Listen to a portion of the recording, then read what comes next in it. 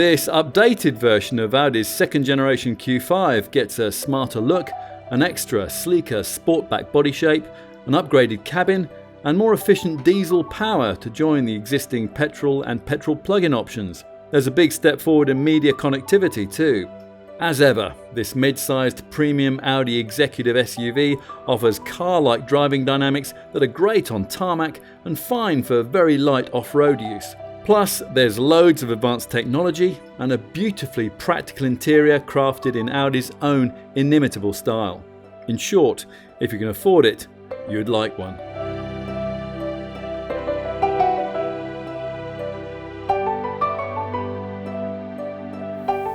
Three models dominate the executive mid to large section of the premium badged SUV sector, and this is one of them, Audi's Q5. It's long faced stiff competition from its two arch rivals, the BMW X3 and the Mercedes GLC, but it looks stronger against them thanks to the package of mid-term updates visited on the revised Q5 model that we're going to look at in this film. Quite a lot's different here, even though that might not be immediately apparent at first glance. There's an all-new twin-dosing 2-litre TDI diesel engine, fresh mild hybrid tech across the range, a completely redesigned advanced cabin infotainment system, and for those who want it, Audi's TFSIe plug-in hybrid technology is now really getting into gear. Top variants also gain an achingly trendy Oled rear lighting system, and there's an all-new coupe-like Sportback body style alternative to this standard SUV model.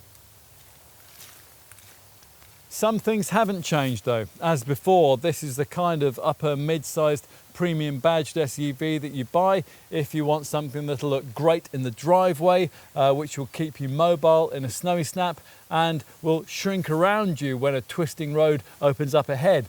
It's a demanding brief, which earlier versions of this model line proved adept at delivering on, beginning with the first generation Type 8R design, which was launched back in 2008. That found more than 1.6 million global customers over an 8-year production run.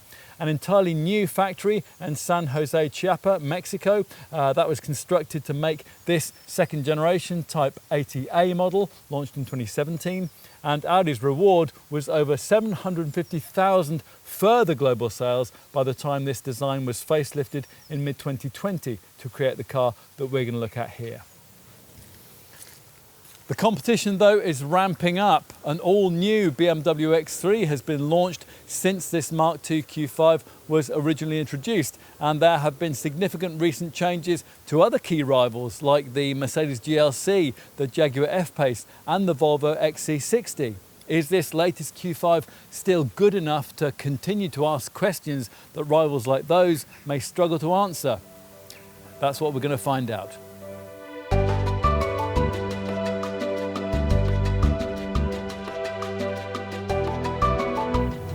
Customers of premium upper mid-sized SUVs don't typically tend to prioritise an involving driving experience, and if they do, they don't tend to choose this one. Yet if for you driving enjoyment lies with a lowering rather than a raising of the heartbeat, you might really appreciate what Audi has tried to do with the Q5.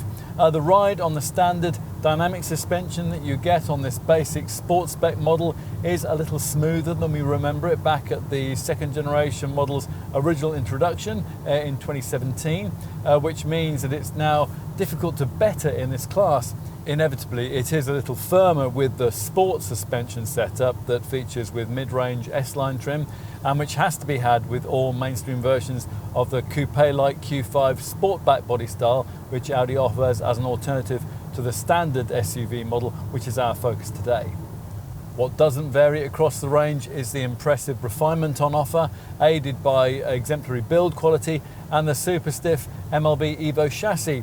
Add in seamless shifts from the S-Tronic Auto gearbox and the potential to add the choicest elements of Audi's latest autonomous drive tech, and there's a lot to compensate for the fact that this car remains ultimately pretty disinterested in offering much driver feedback when the road gets twisty, which in some ways is curious given that this Audi shares many of its mechanicals with a Porsche Macan. Add in the steering rack from that car to replace the rather lifeless one that a Q5 has to have, and this Ingolstadt model would be, well, it would be transformed. Actually, this Audi doesn't share quite as many mechanicals with a Macan in this revised form, which is because with this midterm facelift, the brand has taken the opportunity to add electrification in various doses to all the available engines, one of which is completely new, the 204 PS 2-litre TDI diesel unit we're trying here. Now these days, you might be surprised to hear that Audi offers a diesel engine at all in this car, let alone a completely new one. The Volkswagen Group, though, thinks that TDI technology has a lot more life in it yet, and accordingly has developed the twin-dosing 4-cylinder unit on offer in this Volume 40 TDI model, which delivers 14 PS more than the 2-litre TDI unit it replaces, and features a 12-volt mild hybrid system to improve cleanliness and frugality. As we'll explain in more detail later in this film, the MHEV efficiency benefits aren't particularly noticeable, and nor is the impact on performance, although the setup's belt-driven BSG starter generator delivers a small hit of power and torque to aid acceleration, which reduces the 0 to 62 miles an hour time by around half a second to 7.6 seconds en route to 137 miles an hour. The mild hybrid system's other attributes are of arguably more benefit. Its starter generator charges a little lithium-ion battery when slowing down, which produces energy able to power ancillaries like the climate control and the electric power steering. Plus, with the efficiency Audi Drive Select driving mode selected, the other settings are comfort, dynamic, off-road, auto and individual, the engine will seamlessly cut out and coast at speeds of up to 99 miles an hour. Plus, the MHEV tech allows the stop and start system to cut in much earlier, from 13 miles an hour, so the car eases silently up to junctions and traffic lights and then restarts its engine more seamlessly when the time comes to move away. The same 12-volt MHEV tech also features in the alternative mainstream conventional 4-cylinder model, the petrol-powered 45 TFSI, which uses the same 7-speed S-tronic paddle shift gearbox and puts out 265 PS from its 2-litre TFSI power plant. It doesn't have quite as much pulling power as this 40 TDI, 370 Newton meters compared to 400, but it offers the same 2.4 ton brake towing capacity and quite a lot more performance. The stats improve to 6.1 seconds and 149 miles an hour. The same 2-litre TFSI petrol engine and S-tronic transmission also provide the basis for the two TFSI-E plug-in hybrid Q5 models that your Audi Centre will want you to consider. There are two, the 50 TFSI-E with 299 PS and the 55 TFSI-E with 367 PS. Both pair the 1984cc petrol power plant with a 105 kilowatt electric motor powered by a 14.1 kilowatt hour lithium-ion battery, which, when it's fully replenished, can deliver up to 26 miles of all-electric driving range. That's provided you make proactive use of the specific electrified drive modes made available for TFSI-E models. Hybrid is the default one, but you've also got EV for battery power only and battery hold, which enables you to save battery power for later in the trip. For those occasions when frugality is abandoned, though, and you simply need performance, the 50 TFSI-E makes 62 miles an hour in 6.1 seconds, a figure the more potent 55 TFSI-E improves to 5.3 seconds. Both derivatives top out at 148 mph. What about four-wheel drive across the Q5 range? Well, it's standard, of course. All-wheel traction tends to be merely a nice-to-have feature amongst smaller mid-sized SUVs, but in the premium upper mid-sized sector that the Q5 sits in, it's these days an expected feature, delivered in the case of all the TDI, TFSI and TFSI-E Q5 variants mentioned so far by the latest version of the Quattro Ultra four-wheel drive setup of this Type 80A second generation Q5 used in its pre-facelifted form. Like most other all-wheel drive systems used in this class, this one operates in a seamless fashion, introducing drive to the rear wheels when grip levels demand it, or when you switch into the dynamic driving mode. The difference with Ultra Quattro technology, though, is that it can also be predictive. Sensors around the car allow the system to read your driving style. So, for example, if you're throwing this Audi around in that sporty Drive Select dynamic setting, the software will engage four-wheel drive sooner and for longer. In contrast, if you're cruising along with Drive Select in comfort, the Quattro package is less likely to unnecessarily come into play than it would be in a less intelligent on-demand system. That covers the four-cylinder Q5 range, which might in future be embellished by an entry-level 35 TDI diesel variant using a lower-powered version of the 2-litre engine that we're trying here. Audi hadn't confirmed that derivative at the time of this test in early 2021, nor had the brand decided whether to import the mainstream 3-litre V6 TDI diesel variant, the 286 PS 50 TDI model. Where you can definitely have that 6-cylinder diesel, which now gets a 48-volt version of the mild hybrid system we mentioned earlier, is in the sporting SQ5, which uses it in an uprated 341 PS state of tune and is fitted out with an electric compressor, which facilitates near instantaneous throttle response and virtually seamless access to 700 Newton meters of torque. All Audi's V6 TDI engines use an 8-speed Tiptronic ZF torque converter auto gearbox instead of the usual 7-speed S-Tronic dual clutch auto. And in the case of the SQ5 TDI, if you're quick with the steering wheel paddle shifters, you'll be able to work with it to dispatch the rest of 62 miles an hour sprint in just 5.1 seconds en route to a top speed that has to be artificially limited at 155 miles an hour. Power, of course, is nothing without control, and in the top Vorsprung trimmed version of the SQ5, you get an extra element of that, courtesy of Audi's Sport Differential, which transfers torque between the rear wheels for extra cornering traction. Every SQ5 gets a heavier duty Quattro four-wheel drive system, Audi's traditional Torsen activated setup, plus a 30mm lowered ride height. There's also adaptive damping, which on a Vorsprung model is replaced by an adaptive air suspension package. Now that also comes fitted to Vorsprung trimmed Q5s with lesser engines, but it can't be optioned in as an extra with more affordable trim levels, which is a pity because it'd be a really nice feature to have on this car. Adaptive air suspension uses gas-filled cushions instead of steel coils, and it works through a revised selection of Drive Select modes that see the off-road option becoming Lift Off-Road and an extra All-Road mode added. This air-suspended setup increases brake tone capacity, and it will lower the body by 15mm when you select dynamic or travel at speeds over 74 miles an hour. And it's even more useful on slippery or snowy tracks. It raises the body by 25mm in all-road mode and by as much as 45mm if you select the lift off-road setting. In the unlikely event that you were going to regularly use your Q5 for off-piste use, we think you'd really need that air suspension package, because without it, this car's capability is as limited as it would be with most other models in this segment. For the record, on standard models, there's a ride height of 208mm, an approach angle of 25 degrees, a departure angle of 27 degrees, and a ramp breakover angle of 17 degrees.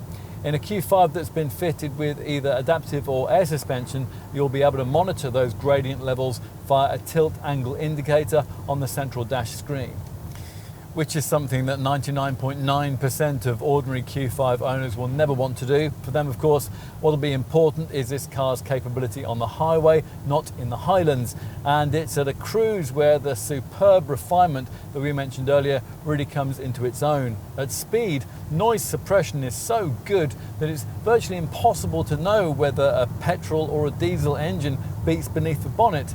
If long dual carriageway distances punctuated by urban commutes are going to be a regular diet of Q5 ownership, then you'd ideally want the Vorsprung model, which you'd need to get the brand's autonomous driving tech that we referenced earlier on. Here, an adaptive cruise control with stop and go and traffic jam assist package can manage most highway driving duties for you with minimal driver input. Plus, when you do reach the urban sprawl, an incorporated traffic jam assist feature will also free you up in slow to medium speed queues, allowing the car to automatically brake, accelerate and steer for you at speeds of up to 37 miles an hour.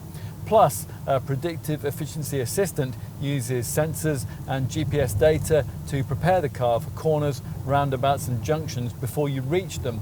It'd all be perfect for Surbiton, if not the Serengeti. And it's all very Audi, just as a Q5 should be.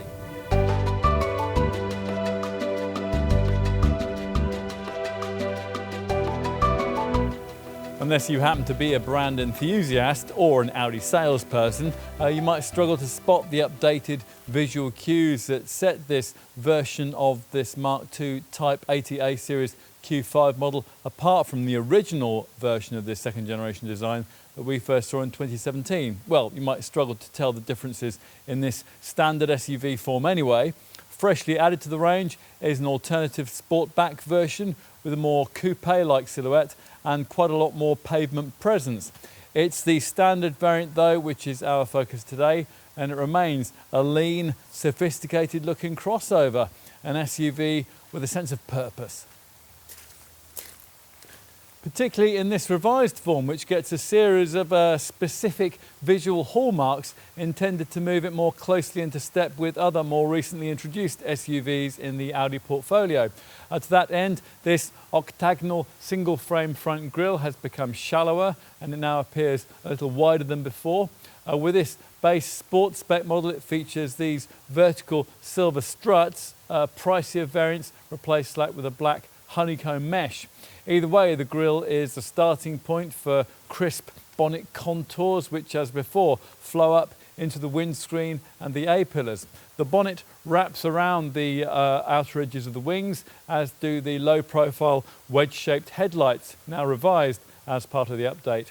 This base sport spec gets an upgrade to full LED beams with this distinctive upper section of daytime running light signature.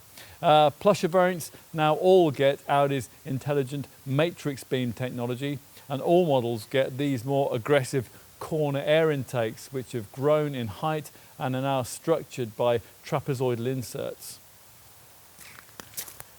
And in profile, well, the larger bumpers of this revised model have added an extra 19mm to the 4.8 metre body length, but an owner of an earlier version of this Mark II model is probably more likely to notice the slightly more streamlined look delivered by this redesigned lower sill insert. As before, the lower window edge curves slightly upwards just before the rear C-pillar, which isn't quite enough to make the shape look coupe-like, and it doesn't need to be because, as we mentioned earlier, Audi now offers an alternative Sportback version of this model with a structure redesigned from the B-pillar backwards and a rear roof height reduction of 7mm.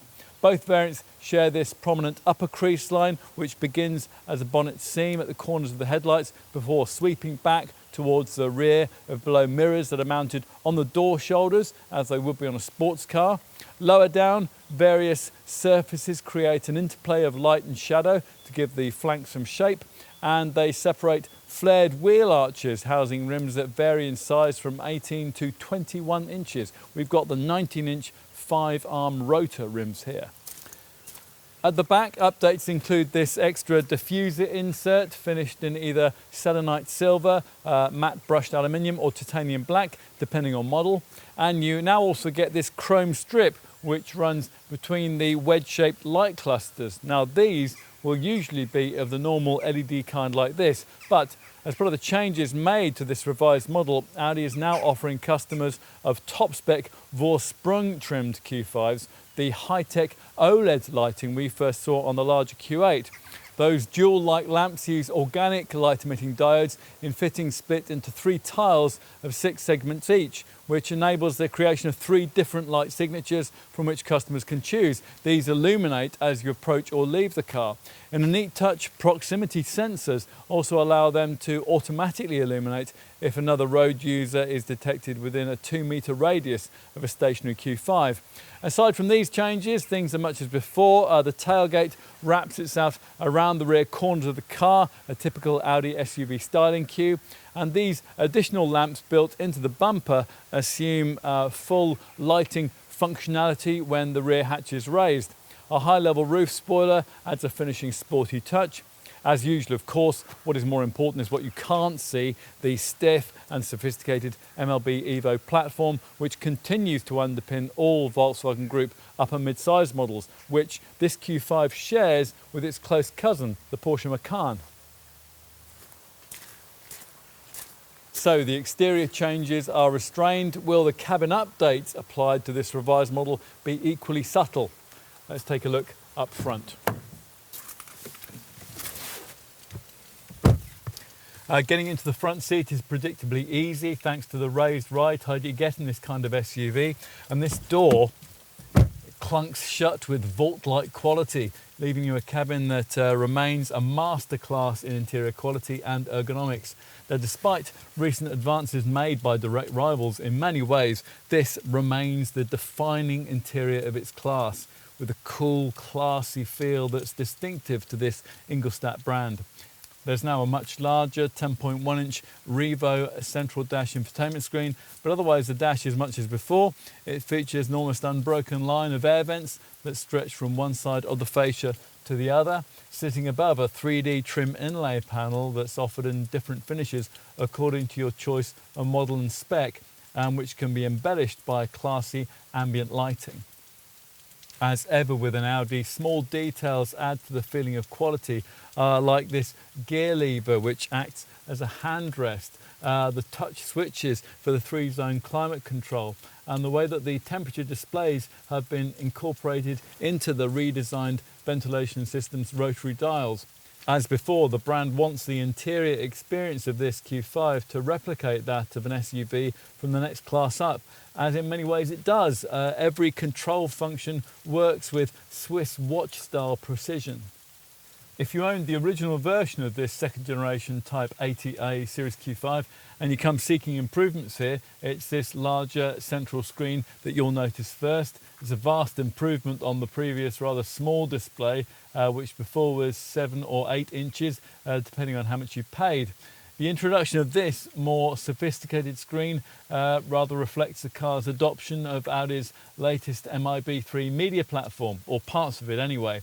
Because this improved Q5 isn't a completely all-new design, the dashboard couldn't be completely reconfigured to incorporate the kind of useful lower 8.6-inch screen which the MIB3 setup delivers in Audi's larger models. But as with those cars, this upper screen relies almost entirely on acoustic touch functionality and voice control. So there's no longer any place for the old rotary controller by the gear stick, which used to make it easier to access particular infotainment screen functions without taking your eyes away from the road.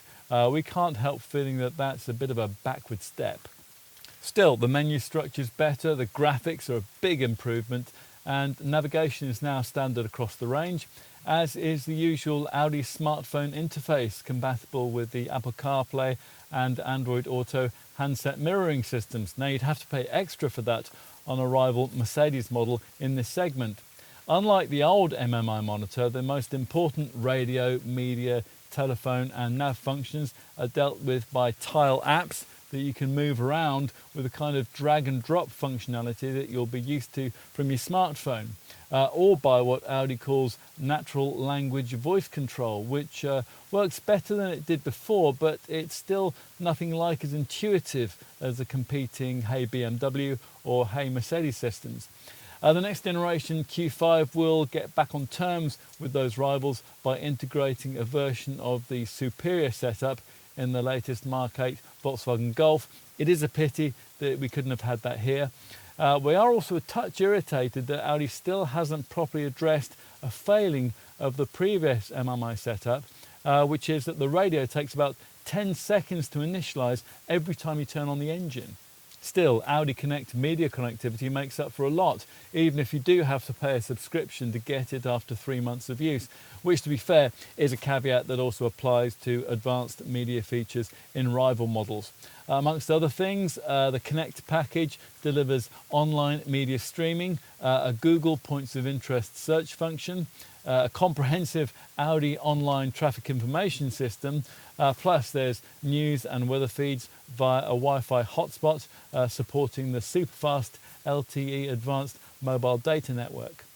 The other screen you'll be interfacing with in this car is the one you view through this magnesium framed 3-spoke wheel. Audi fitted this 12.3-inch configurable virtual cockpit display previously in this Q5, but on most models it was a pricey extra. Now it's standard across the lineup, and here as usual it works with 2 selectable layouts activated by this steering wheel view button. There's a classical view which prioritises a couple of prominent dials separated by an information screen, and an infotainment mode which shrinks that pair of gauges to allow more central space for various data readouts, a trip computer, media or phone settings, or a full width navigation map. The only slight issue we have with the virtual cockpit package is you can't use the navigational part of it if you're using outside sat-nav systems through your phone, such as Waze. Otherwise though, this setup still represents a class benchmark for digital instrument clusters of this kind. You're perfectly positioned to view all this by supportive chairs which get standard leather trim. They're anatomically shaped and they feature embellishments that you'd have to pay extra for on rivals, things like heating and lumbar support. And that certainly adds to the very upmarket ambiance served up here. As we've already suggested, wherever you look, touch or feel, there are treats. The buttons click nicely, the column stalks feel good, and the low-rent plastics that you would find further down in most premium rivals are noticeable by their absence. Frontward visibility is fine, but your over-the-shoulder view is slightly compromised, as is the case with a number of other cars in this segment. So it's very fortunate that all-round parking sensors and reversing camera are standard fit. Onto storage space, something had to fill the center console area ahead of the gear stick where the old Mmi rotary controller used to reside. Rather unimaginatively, we've got this compartment which is too small for anything other than a few coins. Audi's forgotten to include an overhead compartment for your sunglasses, but you do get deep door bins, this narrow coin tray to the left of the gear stick, a shallow cubby at the base of the center stack, and a reasonably sized glove box, although you do have to pay extra for the optional storage pack if you want to get that fitted with a lock, and that does seem a bit mean on such an expensive car. The storage pack also gives you this compartment by the driver's right knee and this sliding tray which sits at the top of this lidded central box between the seats. The tray covers either twin cup holders or a storage area featuring twin USBs and an aux-in port. Plus, it can wirelessly charge your phone if you paid extra for that option. As for all-round visibility, well, there are a few restrictions when you're looking rearwards, and that's thanks to the thickness of the C-pillars, but that is normal on a car of this kind, and it's compensated for by the standard fitment of all-round parking sensors. There are no issues with the front view thanks to windscreen pillars that have been thoughtfully chamfered so they don't obscure your vision at T-junctions and at roundabouts.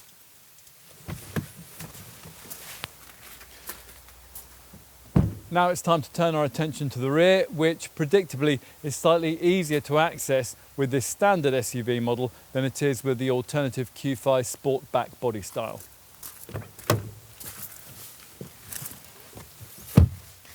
Unfortunately, the UK doesn't get the long wheelbase version of this model that Audi does offer to customers in its Asian markets, but that won't matter too much provided you can get a version of this car fitted with the sliding rear bench seat plus back seat. This lets you slide the base back and forth by 12 centimetres to increase either legroom or luggage space, and also alter the backrest angle through 3 stages for greater long distance comfort. It's the sort of thing you get as standard on a much cheaper Volkswagen Tiguan, but on a Q5 with a conventional 40 TDI or 45 TFSI engine, you find you can't have it at all with base sport spec, and you'll be charged £350 extra for it with mid-range S-Line trim. You would think that battery placement might obstruct this feature on the plug-in TFSI-E variants, but actually no, it's standard with those, and it's also included on all Vorsprung and SQ5 spec models. The detail we've just given here reflects the importance of this feature to the way that you'll be able to interact with this Audi. It's a significant selling point over this model's BMW X3 and Mercedes GLC segment arch rivals. With this bench in its normal position, the space on offer back here isn't too much different from what you get with a competitor like that. In terms of interior width, there isn't enough room to put 3 child seats side by side, but you would think from a glance that it ought to be possible to fairly easily accommodate 3 adults in the back here. In practice though, this isn't that straightforward. The way the seat is sculpted doesn't help, nor does the way the moulding for this rear ceiling light pinches crucial millimetres of headroom. But the main culprit is this extremely high central transmission tunnel. 2 adults should be pretty comfortable with plenty of room for elbows and legs, and there are no real issues with headroom either, even in the Sportback version with its noticeably sloped roofline. Practicalities include ISOFIX child seat fastenings on the 2 outer pews here, provision of digital ventilation controls and door pockets that are large enough for a reasonably sized bottle. Go for the storage pack that we mentioned earlier, and there are seat back mat pockets, plus this central armrest gets a pair of pop-up cup holders. Let's take a look at the boot, and that's accessed via a standard powered tailgate. The rising height of this can be tailored to suit your garage ceiling, plus you can operate it with a wave of your foot beneath the bumper if you've opted for the extra cost advanced key package. A 520 litre space is on offer with this SUV body style, 10 litres more than you'll get with the Sportback version. That's a bit less than you'll get with a BMW X3 that offers 550 litres, but it's more than is offered by a Mercedes GLC, which offers 500 litres. And it's sufficient for 3 large suitcases with small bags squeezed in around them. The 1300mm luggage bay width means there's plenty of room for golf clubs too. Bear in mind that you'll get less space in a TFSI-E plug-in model, 455 litres, because of the underfloor battery placement. On all Q5s, if you're carrying heavier items, you'll be glad of the relatively low loading sill, and if you've stretched to the top Vorsprung trim level with its adaptive air suspension, there'll be a button in this trunk compartment here which will allow you to drop the height of the loading sill by a further 55mm. Across the range, a partition net is available to separate the cargo bay from the rear seat area, and if you've gone for that storage pack we mentioned, then you'll get this left-hand netted storage area, tensioning straps in both cargo sidewalls, and the detachable net that you can stretch across the floor to stop small items from moving around.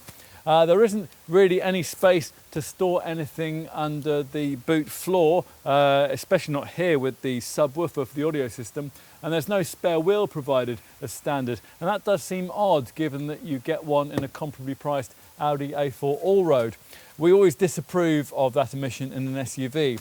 If you've got a Q5 fitted with the rear bench seat plus package we mentioned earlier, you'll have the advantage of being able to push the sliding rear bench right forward if necessary, so increasing cargo capacity to as much as 610 litres, and that could make all the difference on your next airport run. If you need more cargo flexibility, then the first option is to make use of the way that this rear bench splits 40-20-40, which means longer items like skis can be pushed through into the cabin without disturbing 2 rear-seated passengers. Completely flattening the rear bench, that frees up to 1,480 litres of space in the Sportback version of this car, or 1,520 litres in this standard SUV model. Again, that's a bit less than you get with obvious rivals. Actually, it's 190 litres less than you'll get in a rival Jaguar F-Pace, but we do expect it to be quite sufficient for the likely needs of most Q5 owners. For the Q5 TFSI-E, one of those, the seats folded total is 1,395 litres.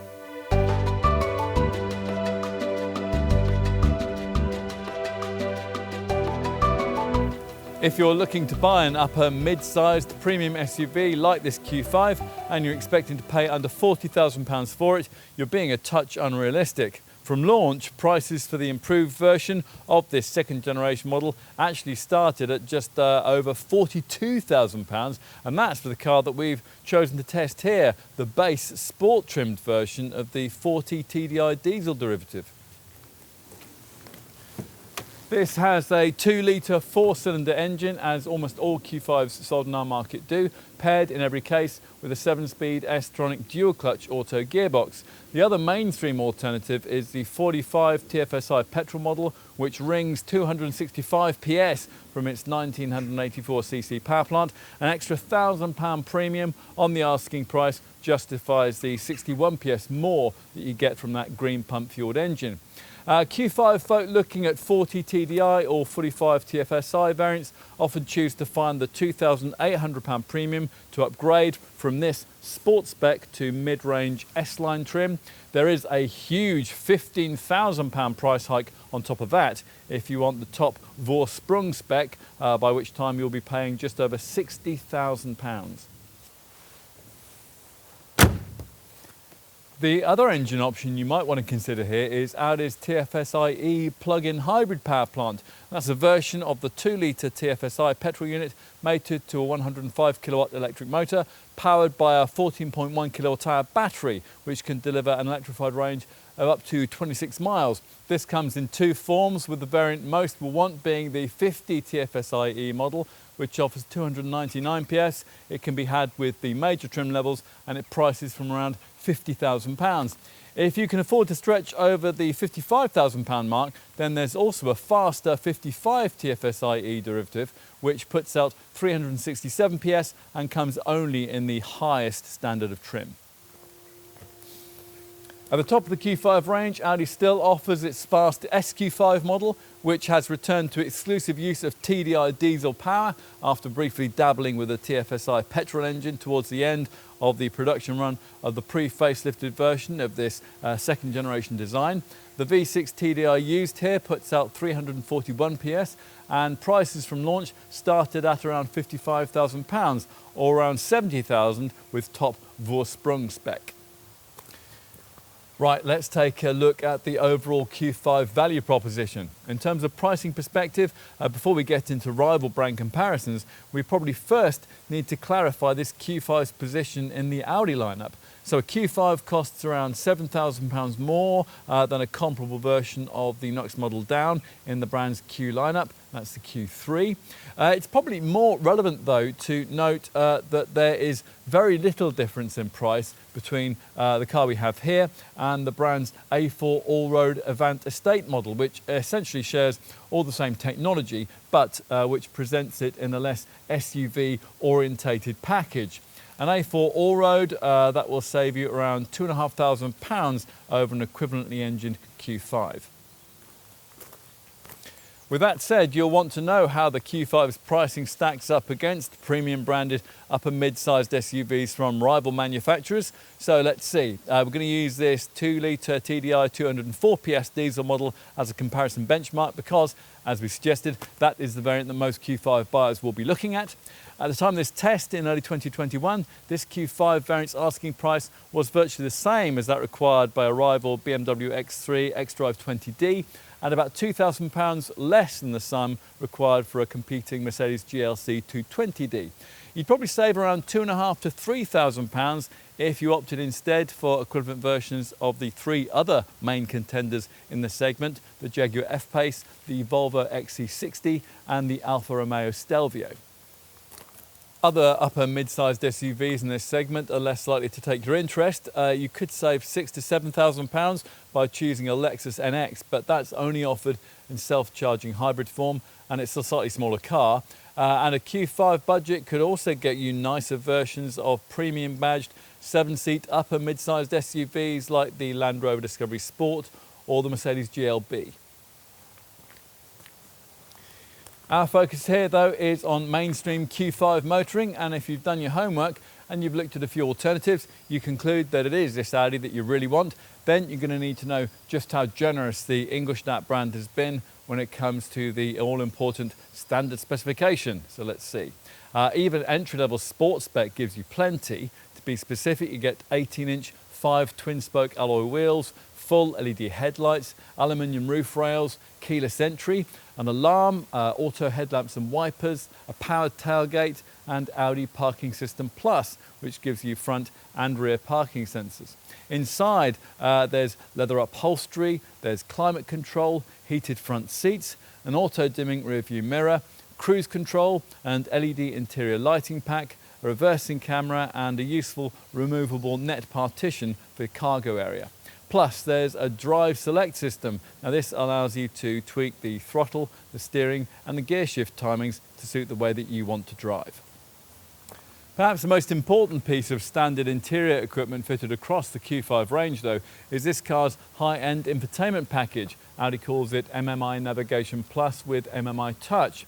To operate it all, the improved version of this second-generation Q5 borrows from the new generation MIB3 infotainment platform that we first saw in the fourth-generation A8 Saloon, or borrows from part of it anyway, specifically the high-mounted centre dash 10.1-inch screen with its more sophisticated graphics, acoustic feedback, and natural language Hey Audi voice control. This setup's intelligent 3D navigation system is able to take into account traffic congestion and previously driven routes, brief you on filling stations and parking places on your route, and include 3D graphic models of many European cities. The MMI package also includes voice recognition, which is able to connect with the cloud-based Amazon voice service Alexa. And there's an 8-speaker DAB sound system and the usual wireless smartphone interface, which hooks you up with the Apple CarPlay and Android Auto phone mirroring connectivity systems. As part of the MMI system, you'll get 3 months free use of the Audi Connect media connectivity package. You'll pay a subscription for those services if you want to continue with them after that point, and you might well want to. Audi Connect works via an embedded SIM, which is permanently installed in the car, and it operates on a data flat rate, so you won't be stung with high roaming charges if you do a bit of intercontinental motoring. The setup comes with an LTE data transmission module, which establishes high-speed 4G Internet 3 access and creates in your Q5 a Wi-Fi hotspot, which supports the superfast LTE Advanced Mobile Data Network. It also allows you to navigate with images from Google Earth, access a Google Points of Interest search function with voice control, and to use a web radio setup with stations from all around the world. Through the Connect system, you can access special in-car versions of your Facebook and Twitter pages, and it's also possible to read, write and send text messages and emails. The included online media streaming package that gives you access to millions of music tracks, and there's also a clever Audi online traffic information system which uses live traffic information to reroute you around jams. What else? Well, you can take Audi Connect connectivity with you even when you're not with your Q5 thanks to the improved My Audi app. This transmits points of interest to the navigation system, streams music, and it can transfer your calendar to the MMI infotainment screen. The app also allows you to seamlessly plan a route across multiple devices. So if you're going to a restaurant in an unfamiliar city, for example, and you have to park a few streets away from the venue, navigation will continue with you on your smartphone as you complete the journey on foot. Finally, as usual with vehicle apps, you can use it to get a vehicle status report and to lock or unlock the doors from wherever you are. All of this comes as standard with base sport trim, but most Q5 customers opt to find the extra to move to mid-range S-Line trim. That's primarily because it delivers a significantly more purposeful look. That comes courtesy of larger 19-inch 5 twin-spoke star alloy wheels, intelligent matrix LED headlights with washers, rear privacy glass, and the sport styling pack, which includes S-Line themed bumpers and side skirts, a bespoke rear diffuser and a body-coloured front spoiler lip, plus a honeycomb structure front grille.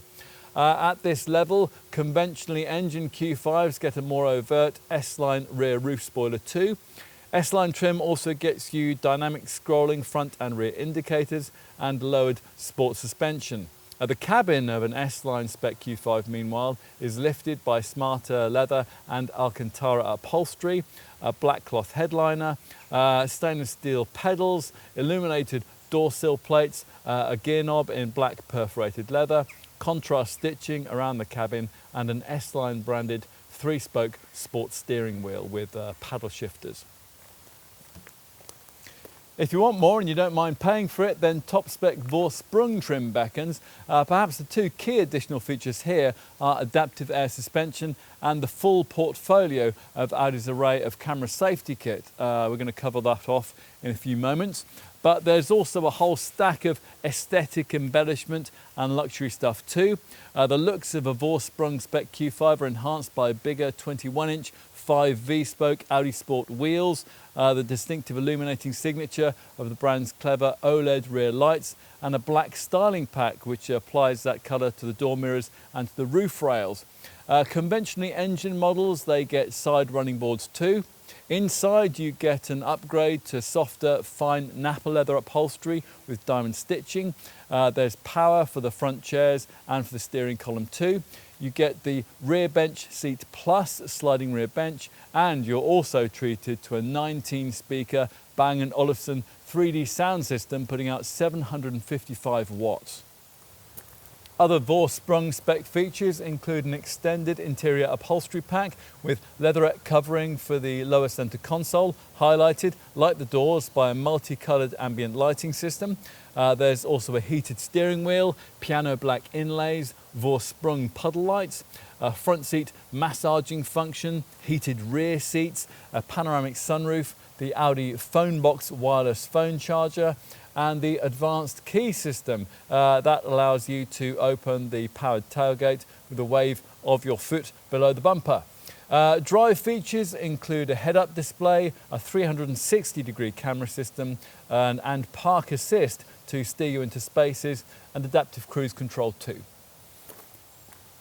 What about if you're looking at the flagship sporting SQ5 variant? Well, that model gets all the features you'd receive with S-Line spec, plus S-Sport adaptive suspension with damper control, which in this case allows Audi to add an extra off-road setting to the Drive Select driving mode system. As you'd want in choosing this more dynamic derivative, there is a subtly specific look with S-model aluminium trimmed door mirrors and aluminium trimmed dual branch tailpipe design and a dynamic S-specific body kit. Inside, SQ5 buyers are treated to a bespoke S-branded cabin featuring extra leatherette interior trim, a special gear lever, an S-branded 3-spoke steering wheel, S-specific instrument dials, and the brand's famous diamond-stitched Napa leather-trimmed S-Sport seats. Plus, in its standard form, the SQ5 gets the rear bench plus sliding rear bench, Audi beam puddle lights, massaging front seats, the extended interior upholstery pack, and the Audi phone box wireless phone charging mat. If you want more, then your SQ5 can also be ordered in top Vorsprung form with all the extra Vorsprung spec features that we've just taught you through.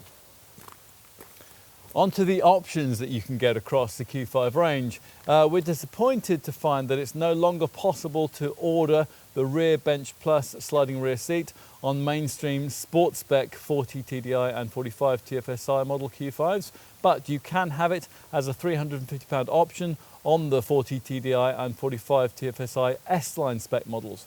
That sliding rear seat is standard on the plug-in TFSI E variants and also features on the SQ5s and all variants with Vorsprung trim.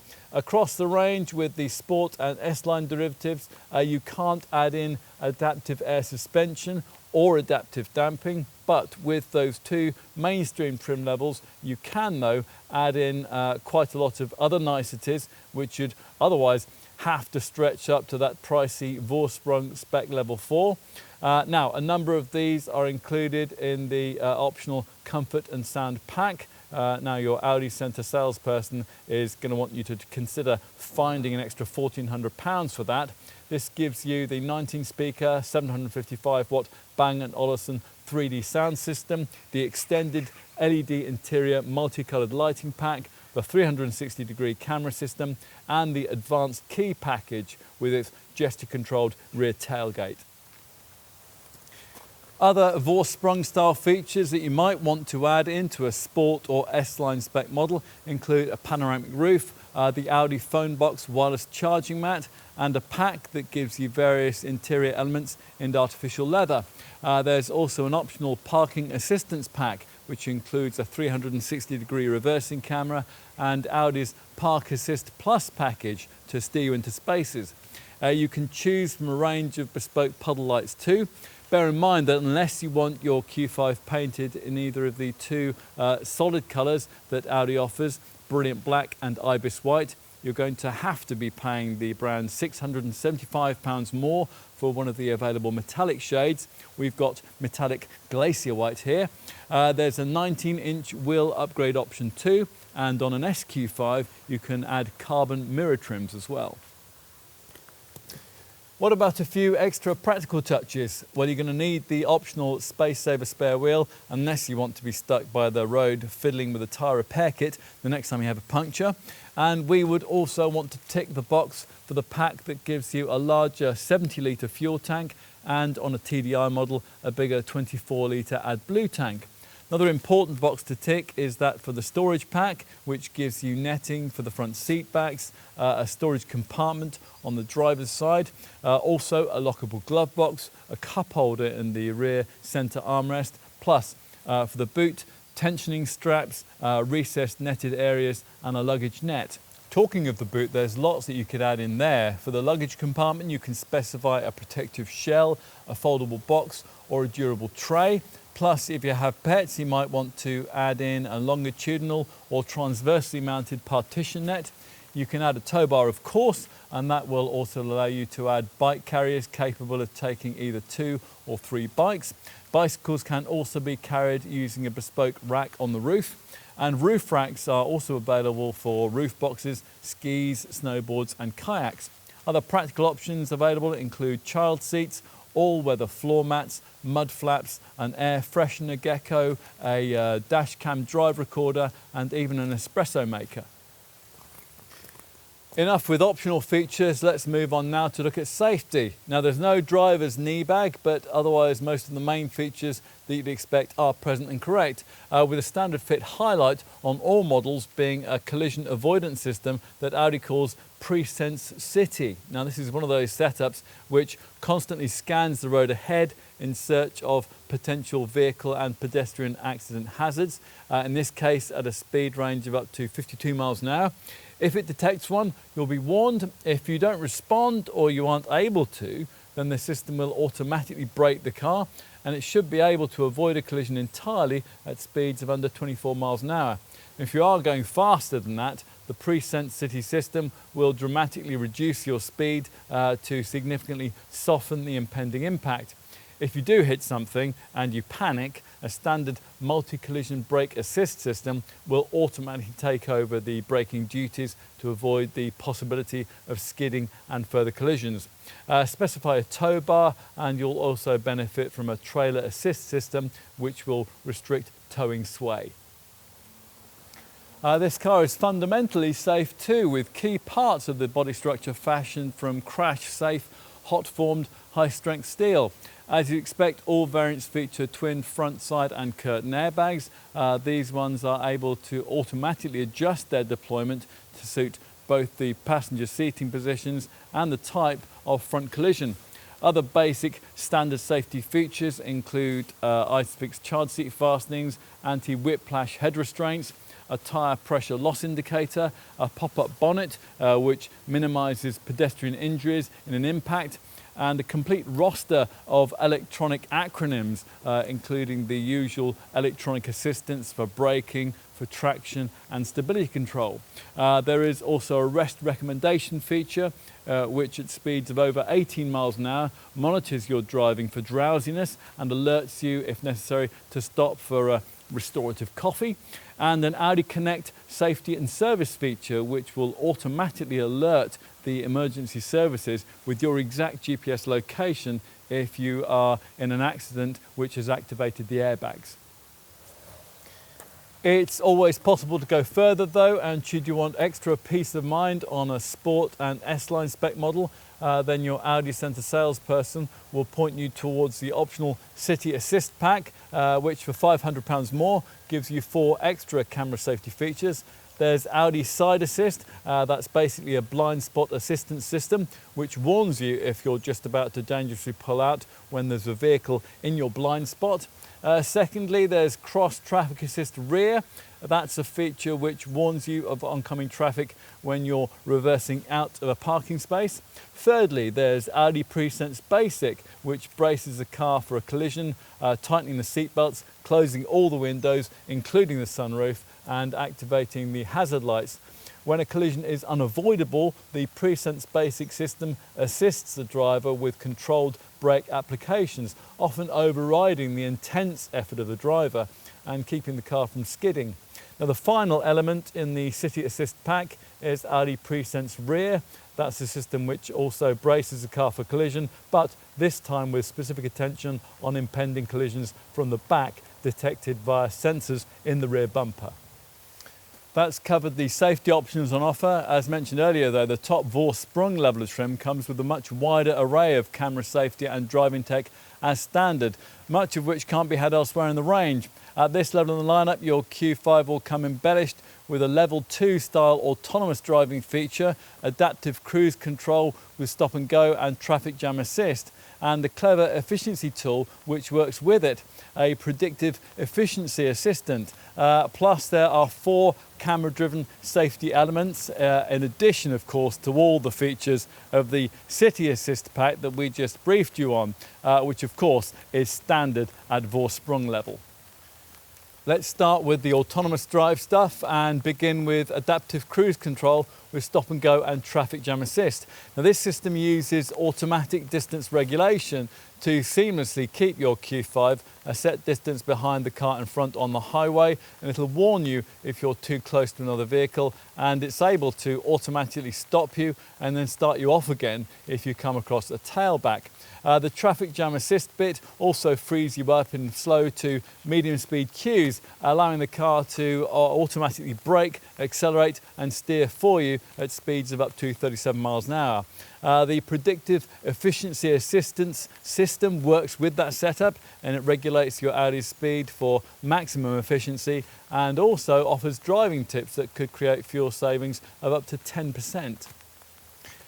Onto the Vorsprung model's extra safety features. There's exit warning, which will alert occupants if they're about to open the door in the face of oncoming traffic.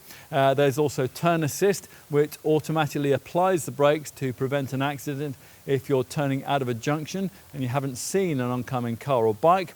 If only every car had that feature. Other more familiar inclusions for the Vorsprung spec models run to traffic sign recognition, which can picture road signs and display them for you on the dash, and active lane assist, which is there to gently steer you back into your lane if you've inadvertently drifted out of it. It's all very reassuring.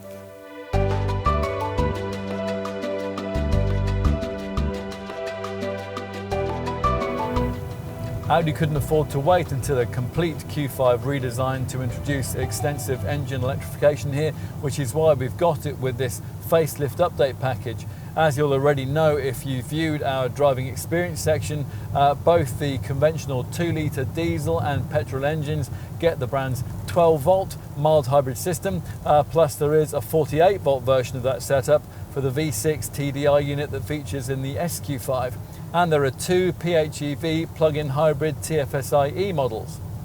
All this talk about electrification and hybrids might lead you to expect greater efficiency gains than have actually been delivered. Let's give you a few WLTP stats which will base around this standard SUV body shape. The stats for the Sportback body shape are fractionally behind because that weighs 15 kilos more. Right, let's get to it. With base sport trim, this 40 TDI diesel variant manages up to 44.8 mpg on the combined cycle and up to 165 grams per kilometre of CO2.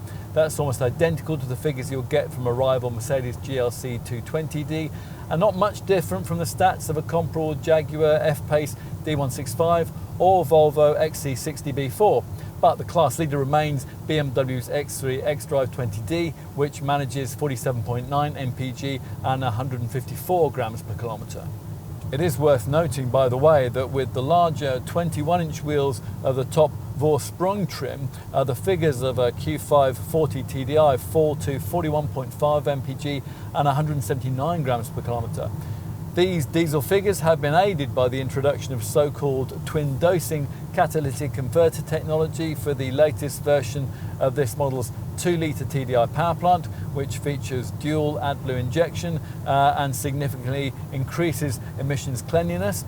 With twin dosing, AdBlue is injected upstream of 2 SCR catalytic converters arranged in series, with the result of cutting emissions of nitrogen oxide by up to 80% compared with the previous 2-litre TDI unit.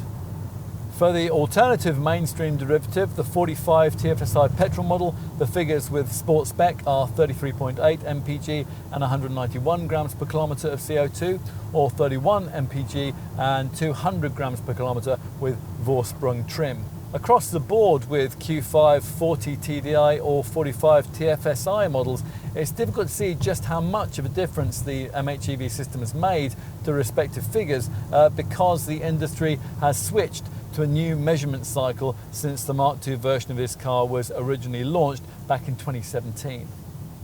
Audi's claim for the difference its 12-volt MHEV or mild hybrid system makes with these 40 TDI and 45 TFSI Q5 models is actually quite modest, a saving of 0.3 litres of fuel every 100 kilometres or 62 miles. Worthwhile certainly, but you can keep the Prius comparisons on hold. A bigger efficiency change actually took place when this Mark II Q5 first saw the light of day in unelectrified form back in 2017. Thanks to a stiffer, lighter, new generation MLB Evo chassis, this Type 80A series model managed to weigh in up to 90 kilos lighter than its direct predecessor, a reduction equivalent to the weight saving that you make if you asked a portly adult passenger to get out and walk. Mind you, all that really did was to return this Audi to somewhere near the class standard. Even now it's still 35 kilos heavier than an equivalent BMW X3. And as our comparisons with obvious rivals suggested earlier, you could say the same about the MHEV engine tweaks. Just in case you haven't seen our driving experience section, we'll brief you on what Audi's definition of mild hybrid tech actually means. A BAS, belt alternator starter generator, which with the 4-cylinder engines powers a 12-volt main electrical setup in which a compact lithium-ion battery in the boot stores energy harvested via a KERS or kinetic energy recovery system. During braking, the BAS package can recover up to 5 kilowatts of power and feed it back into the battery. If the driver takes their foot off the accelerator at speeds between 34 and 99 miles an hour, the mild hybrid system will recuperate energy while the car rolls in idle or coasts with its engine automatically switched off. The belt alternator starter generator restarts the engine the next time that the accelerator is depressed, and does so faster and more gently than a conventional starter. All of this you'll particularly notice at urban speeds when the engine start-stop system is cutting in and out. The start-stop range begins at just under 14 miles an hour, so you'll often find the car coasting up to the end of a traffic queue, a traffic light or a level crossing. All of this mild hybrid technology sounds good, but as we remarked earlier, and as Audi admits, it doesn't achieve a huge improvement in overall fuel and CO2 stats. If you want a Q5 variant that does that, your Audi Centre will point you in the direction of the TFSI-E plug-in hybrid models we mentioned at the beginning. There are two, the 50 TFSI-E with 299 PS and the 55 TFSI-E with 367 PS. Both pair the 2-litre TFSI petrol engine of the conventional 45 TFSI with a 105 kilowatt electric motor powered by a 14.1 kilowatt hour lithium-ion battery. This can be charged in about 2 hours from a 7 kilowatt garage wall box, or in about 6 hours from a conventional 3-pin domestic plug. With the battery of a Q5 TFSI-E model fully replenished, up to 26 miles of all-electric driving range is supposed to be possible, although you'll only maximise that if you make proactive use of the various available drive modes. Hybrid is the default one, but you've also got EV for battery power only, and battery hold, which enables you to save battery power for later on in your trip. With regard to fuel and CO2 emissions, the best figures that we had at the time of this film in early 2021 were up to 128 miles per gallon on the combined cycle and up to 46 grams per kilometre of CO2 for the 50 TFSIe model, and up to 113 mpg and 49 grams per kilometre for the 55 TFSIe. These are pie in the sky figures, of course. You'd probably only get around 40 mpg from a Q5 TFSIe in real world motoring, but the important thing is that the government believes them, hence the impressively low benefiting kind taxation figures for these TFSIe plug-in hybrid models. You're talking 14% in year 1 of ownership, 15% in year 2 and 16% in year 3. To give you some perspective on that, the conventional 40 TDI and 45 TFSI Q5 variants are typically rated at 37%. Tax levels this low explain why the pence per mile figure for a Q5 TFSIe, 9.8 pence per mile, looks so affordable. For completion on our perusal of Q5 fuel and CO2 readings, we'll also give you the efficiency stats for the sporting SQ5 TDI variant. This 6-cylinder diesel model gets the 48-volt version of the MHEV mild hybrid system, which has a more sophisticated belt alternator starter generator package, which can recover up to 8 kilowatts of power and feed it back into the battery. As a result, an SQ5 manages a WLTP rated combined cycle fuel return of 34.4 mpg and a CO2 reading of 216 grams per kilometre. That translates into a BIK tax rating of 37%. All of which is pretty impressive for a sports SUV capable of getting to 62 miles an hour in 5.1 seconds. Helping the Q5 stay competitive in efficiency terms are a whole series of careful design features. For example, a slippery CD factor of 0.30 makes this one of the more aerodynamic SUVs in the segment. This is something aided on this 40 TDI variant by a controllable cool air inlet, a frame installed behind the radiator grille housing 2 blinds which close at low speeds and open at higher ones to improve air resistance. The auto gearbox also includes a coasting function which cuts in to disengage the engine at cruising speeds of between 34 and 99 miles an hour and then re-engages it immediately and almost seamlessly when you either accelerate or brake. Whatever your Q5 variant of choice, magazine tests have pointed out that across the board the efficiency figures that we've quoted can be difficult to achieve in day-to-day motoring, but then that isn't an issue exclusive to Audi. Much will depend on the driver, hence the Ingolstadt brand's efforts with this car to help the person at the wheel to do more when it comes to frugality. An efficiency assist segment of the center dash infotainment screen allows you to activate or deactivate some of the car's main frugality aids, things like the intelligent coasting feature that we just mentioned. You can also activate general economy tips and what Audi calls predictive messaging. In addition, there's an energy consumers readout in the instrument cluster, and that shows you the effect that, say, the air conditioning is having on the car's energy usage. Beyond that, as usual with the company's models, there's an efficiency setting on the Drive Select vehicle dynamic system, which tweaks the air conditioning, the gear shift timings, and the throttle response for maximum frugality. If you choose to use the individual Drive Select mode, which will allow you to tailor your preferred settings, then you'll find that efficient is one of the 3 options that you can choose for each criteria setting.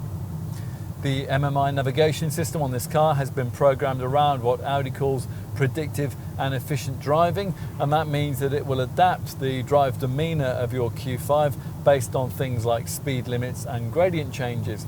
And if you've stretched right up to the top Vorsprung versions of this car, you'll find it can be even more proactively efficient, and that's thanks to the Predictive Efficiency Assistant setup that comes as part of the pack's Adaptive Cruise Assist. Predictive Efficiency Assistant really is very clever. It's constantly gathering navigation data, camera images and feedback from the built-in Car2X message system, which receives car swarm feedback from other similarly equipped vehicles. Using all this, the software can then contribute to a more economical driving style, for example, instructing you when to release the accelerator before entering a curve or behind a slower vehicle.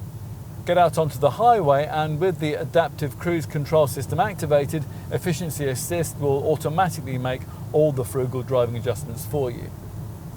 What else? Well, bear in mind that as with all modern diesel cars, the TDI versions of this one use an AdBlue fuel additive stored in a separate rear tank, and that'll need to be topped up as part of regular servicing. It's a 12-litre tank as standard, but you can pay a little more at point of purchase to get a 24-litre version, and that'll last you rather longer. This comes packaged up with a slightly larger 70-litre fuel tank. It's 5 litres bigger than you get on a standard 40 TDI. As for maintenance, well, servicing your Q5 should be no more taxing than is the case with one of the company's smaller cars. As usual with Audi models, there's a choice of either a fixed or a flexible servicing regime. The choice between the two will depend on the extent of your likely annual mileage. The fixed service is aimed at drivers who cover fewer than 10,000 miles a year, and it includes an oil change service every 9,000 miles or every year, plus an inspection service every 19,000 miles or every 2 years. If you cover more than 10,000 miles a year, then the flexible service schedule will be more appropriate. This regime includes oil change and inspection services at variable intervals of up to every 19,000 miles or every 2 years. Whatever package you go for, you'll need to change the brake fluid after the first 3 years and then every 2 years thereafter. Overall maintenance costs can be kept down if you go for one of the prepaid servicing plans, which you'll be offered at initial purchase. Now they can cover you for a maximum of 3 years, and they include an oil service and a major service. You may also be interested to know that this car can even book its own service appointments via an Audi Connect safety and service system app. As well as providing emergency calling and online roadside assistance, this feature can, at the appropriate time, send a service request direct to your local dealer. Alternatively, you can sign up for Audi Service Request, and that uses the onboard Wi-Fi to enable your car to communicate with the dealer instead. As the Q5 nears a time when work will be needed, the diagnostics will alert the nominated local Audi centre, and they will then contact you to book in a convenient time. Another neat service that your dealer can offer you is the so-called Audi Cam System. Now here, technicians who are carrying out workshop inspections on your Q5 can focus a handheld Audi Cam camera on specific problems and accompany the image with a verbal diagnosis to create footage that can then be sent onto your computer or to your smartphone. That way you'll know precisely what work you're authorising on your car. Onto residuals, the Q5 has always performed well in this regard and nothing's changed here. Independent experts Cap Monitor reckon that over the usual 3-year, 60,000 mile period, a 40 TDI diesel Q5 like this one will cling on to around 50% of its original asking price. In comparison, comparable Mercedes GLC 220D manages just 46%. Go for the alternative 45 TFSI petrol model and you'll find that it's 48 retained value figure. That's also class leading. It just shades out of a comparable Jaguar F-Pace P250.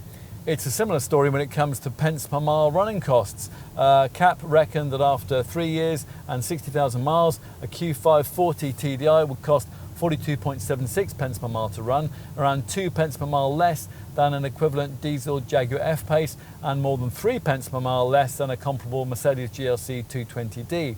Those kinds of figures really can add up if you're covering higher mileages. The TFSI E models hang on to their value well too, typically retaining 46 to 47% of their value over the 3-year 60,000 mile period. In comparison, a rival Volvo XC60 Recharge plug-in model only managed 42%. And we'll finish off by covering the warranty. All cars in this class get 3 years of cover, but whereas BMW and Mercedes don't limit your mileage in that period, Audi rather meanly restricts you to 60,000 miles. Optional extra cost packages can extend the cover to either 4 or 5 years and 75,000 or 95,000 miles respectively. As for insurance groupings, well, for the 40 TDI variant, ratings start at Group 33E for Sport Trim, 35E for S-Line spec and 40e for the Vorsprung version. For the two TFSI-E plug-in models, insurance groupings range between 41e and 43e depending on variant.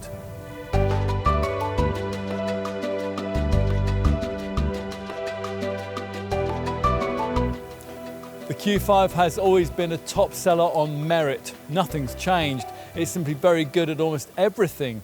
If you want the ultimate driver's car or the ultimate off-roader in this sector, well, no, this isn't it. But is this the best all-rounder in the class? Well, many would say so.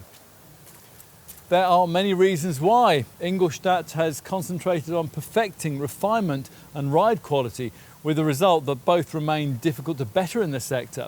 Plus, there's cabin quality, which continues to set the segment standard. Along with sharp looks, meticulous build quality, and a very competitive showing when it comes to efficiency, residual values, and safety technology. Rivals, of course, offer many of these things too, but nobody packages them up quite like Audi. This Q5 isn't perfect, of course. We've already alluded to the fact that it could be more interesting to drive. Audi needs to borrow expertise used in this model's close cousin, the Porsche Macan, in that regard. But there's no shortage of showroom appeal here. No other brand does a better digital instrument screen, and although we were disappointed with some elements of the infotainment package upgrade, it certainly brings media connectivity within striking distance of the newer rival BMW and Mercedes systems, although without quite matching them. That stiffening competition has forced Audi to up its game in terms of standard equipment lower down the range, which is welcome. Plus, the styling changes have given this car a little more pavement personality. In summary then, whether your destination is Sainsbury's or the annual family skiing trip to Chamonix, it's likely that you'll feel better about doing it in an Audi Q5. Although some rivals might drive better or make more of a golf club statement, it's ultimately hard to escape the conclusion that a Q5 simply does a better job of the whole business of ticking every really important need that you want to meet when buying a premium upper mid-sized SUV. It isn't a car for extremes, but if you're looking for a contender in this segment, it's extremely difficult to ignore. Resolutely high-tech and resolutely real-world, the Q5 remains resolutely right.